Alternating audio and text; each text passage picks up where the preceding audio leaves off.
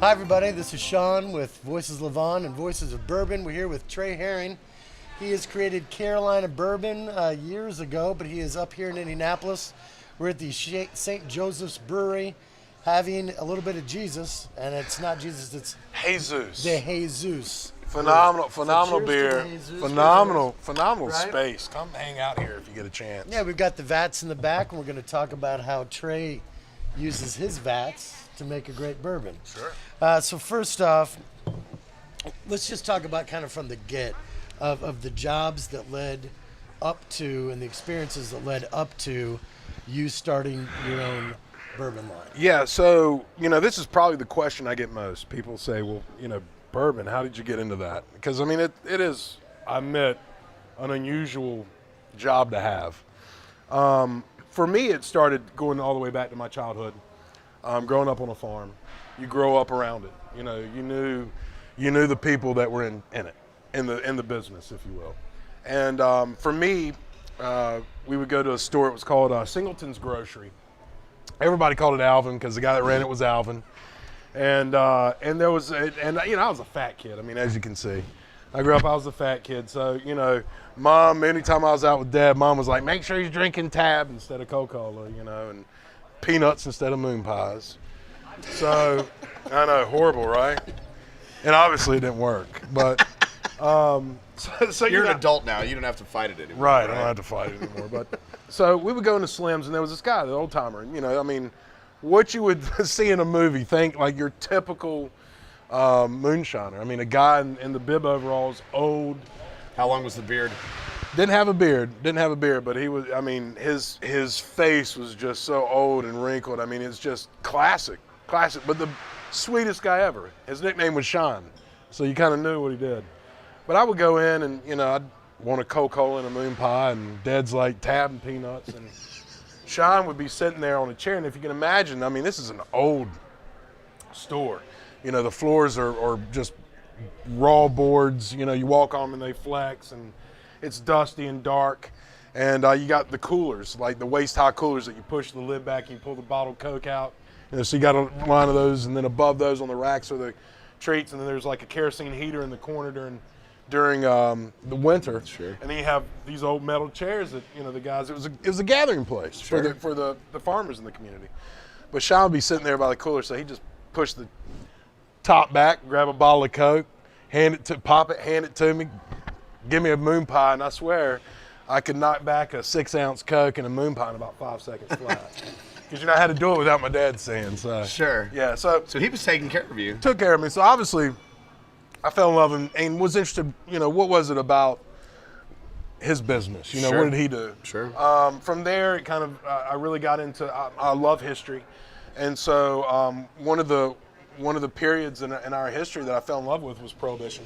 Okay. And that era, and of course, Al Capone, the gangsters, and so I had a fascination there. And then I grew up on a farm, and there's just, I always rebelled against it.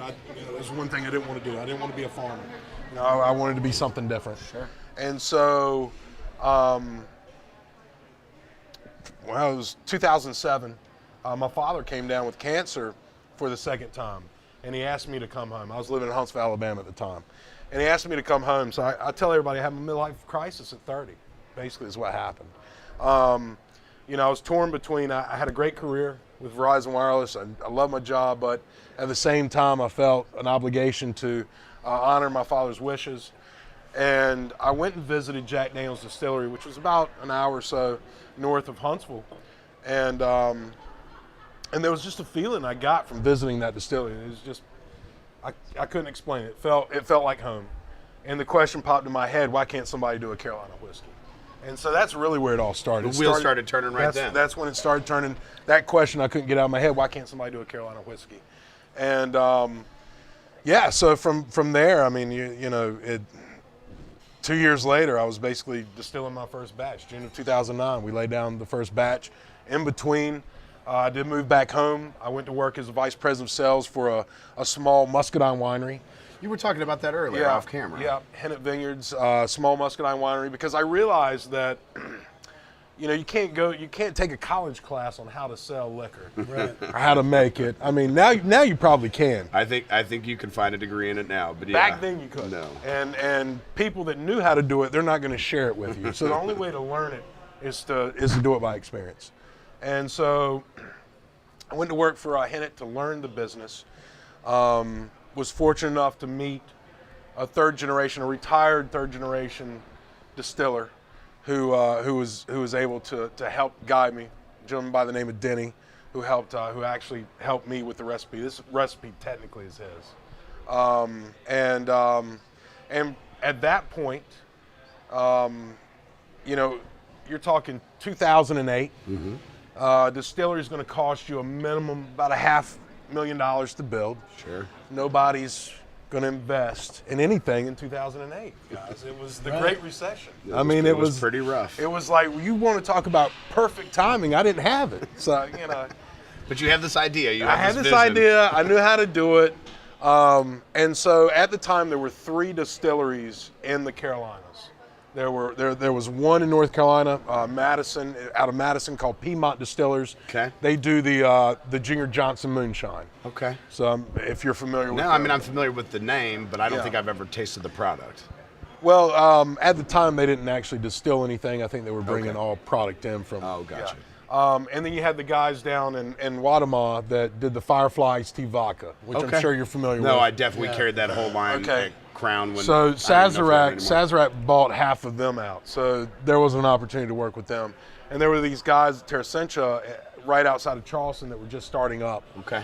And they were really they had this idea about how to filter distillate. Okay. And their idea was, to really do restaurant brands, to be able to let restaurants have their own brands. So they're really good at. So it was custom distilling. Yeah, and they were really good at like flavored vodkas.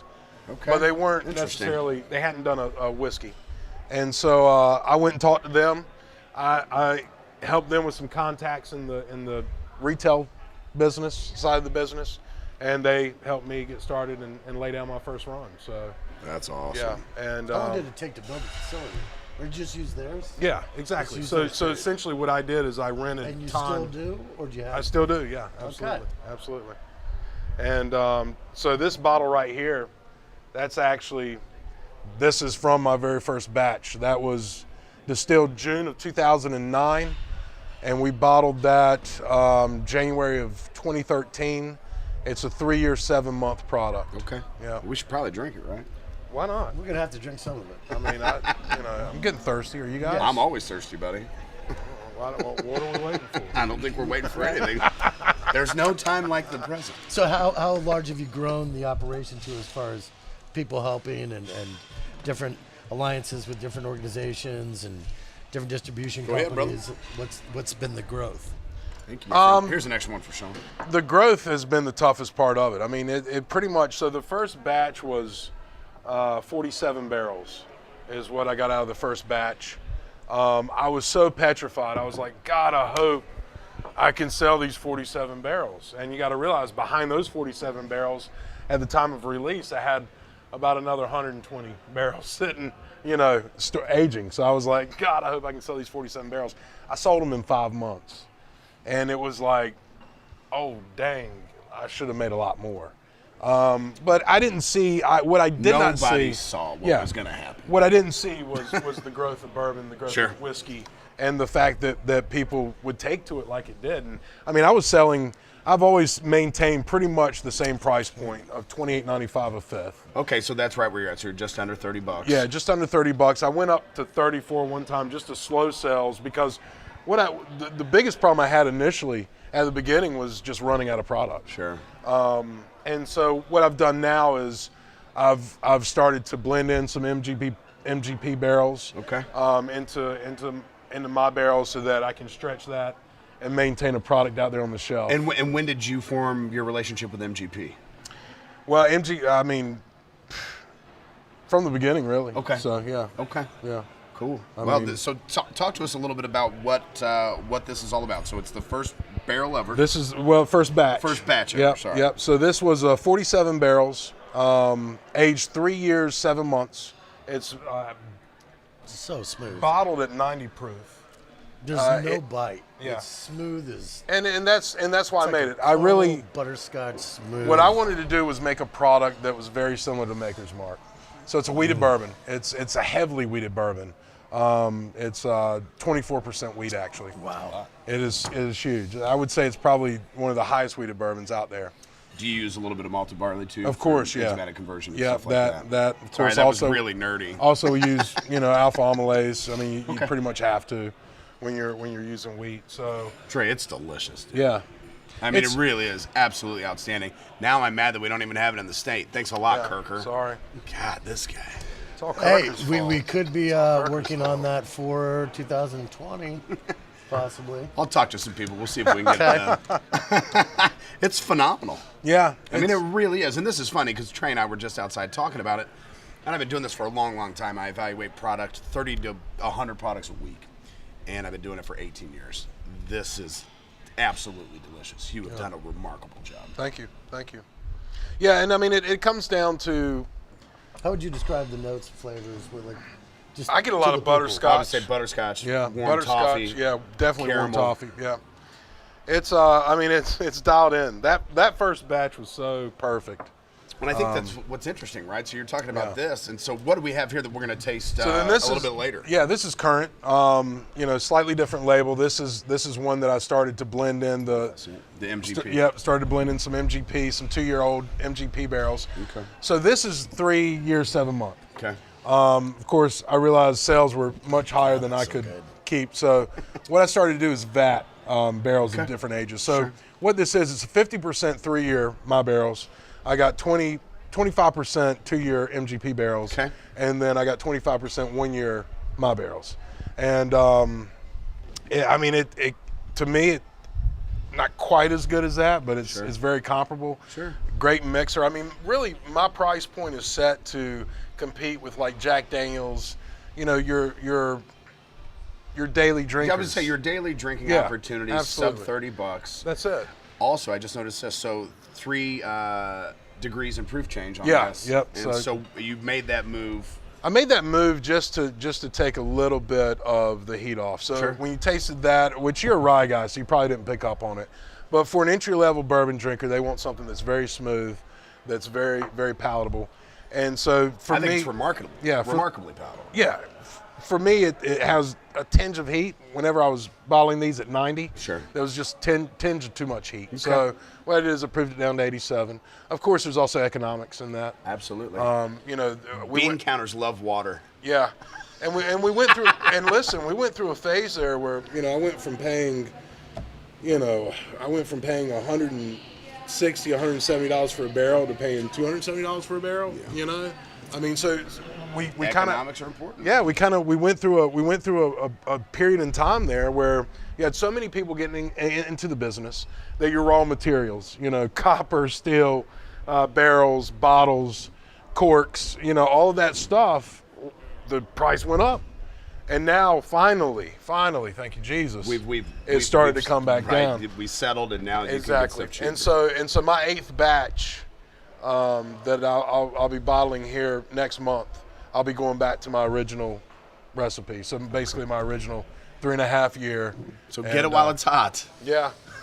I was about to able change, to indulge in it 2 times this weekend since Trey's been in town.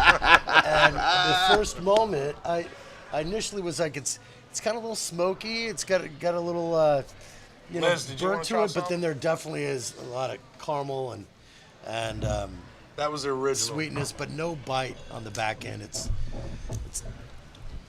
I'm like, very, very, very, very, very good. Brennan for introducing me to the phrase "your daily drinking opportunity." Yeah. Daily drinking Hey, listen, opportunity. Jimmy, where I come from, it's called sell to the masses, live with the classes. We're going to have some more segments here in a minute. Thanks for checking out the history. This segment is Here in officially Carolina. closed. Thank you.